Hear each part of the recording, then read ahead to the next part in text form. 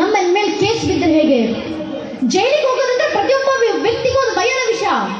ಅಂತ ಸಂದರ್ಭದಲ್ಲಿ ಸಾವರ್ಕರ್ ಅವರು ಕಟಕಟೆಯನ್ನು ನಿಲ್ಲಿಸ್ಕೊಂಡು ಸಾವರ್ಕರ್ ಅವರಿಗೆ ಜಡ್ಜ್ ನಿಮಗೆ 50 ವರ್ಷದ ಜೀವಾವಧಿ ಶಿಕ್ಷೆಯನ್ನು ಘೋಷಿಸಲಾಗುತ್ತೆ ಅಂತ ಹೇಳಿದಾಗ ಜಡ್ಜ್ನ ನೋಡ್ತಾರೆ ಸಾವರ್ಕರ್ ಅವರು.